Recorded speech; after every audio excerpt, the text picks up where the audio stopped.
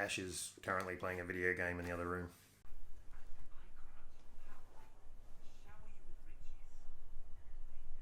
That's the last I'm going to see of her face all night.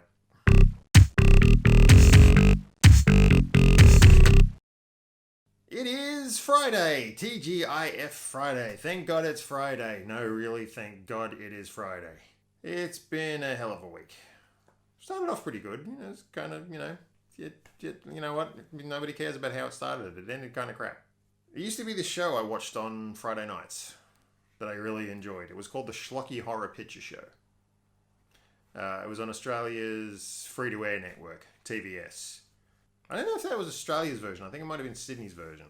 Just recently, TVS was shut down for, I was about to say reasons unknown. Money. Schlocky Horror Picture Show was probably one of the simplest, but probably most easily brilliant concepts ever. Like, how nobody's ever thought to do this on YouTube, I don't know. Except for, Schlocky Horror Picture Show.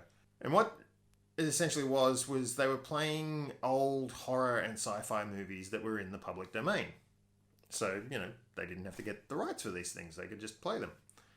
But to host the show was this little skeleton puppet. Apparently it was only like 3 or 4 feet tall. It was only about like this. It wasn't very tall at all.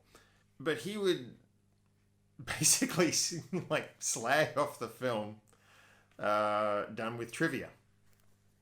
It was really well done. He always had this little picture box, like just here, pretty much where the V for Vendetta poster is. He'd basically have a bunch of visual gags running at the same time as he described the movie and spoke about the actors who worked in it and the director and what their vision was and how badly they failed. It was a really good show. I really missed watching that. It didn't start till 10:30 at night. So you'd have to stay up for it. Most of the time, the movies that he played were not worth watching. It was an hour and a half of your life that you would never get back. But he was tricky about it. See, he'd actually he'd do a little bit of trivia at the beginning, but then later in the show, like about halfway through, he'd have this intermission where he'd talk a lot more about the show and everything going on. And that was the part you always wanted to see. That was the bit you waited for. So you kind of had to wait for like a good 45 minutes of some of the worst movies you're ever going to see in your life.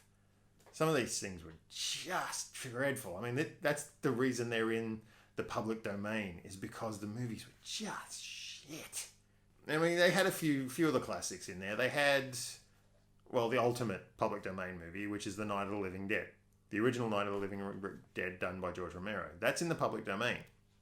Bet you didn't know that. They also played a version of that called Night of the Living Dead Animated or Reanimated. Reanimated. Yeah, that would have been it. Reanimated. Where a whole bunch of different artists and animators had remade parts of the film through the use of animation. Some were straight animation. Some of them they did a little bit of a translate or an interpretation of the film. A lot of it doesn't work. We'll be honest. They had Plan 9 from Outer Space, the old Ed Wood film. I think they had his other one as well. What was that? It was like Bride of the Atom. Or Bride of the Monster. Or Bride of something or other. I can't remember what that was called. It's still shit. It's watchable shit. Ed Wood movies are watchable shit. So they had that, but they had a whole bunch of other terrible ones as well. Things like Billy the Kid versus Frankenstein's daughter. God, I can't even remember half the stuff that they played on that thing. It was so dross. I think they had the Leech people on there.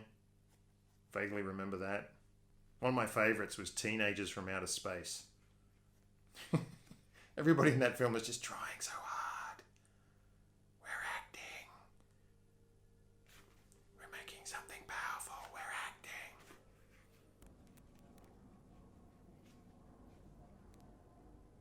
Playing. Now you're probably wondering about this. It's Friday night. I'm a little bored.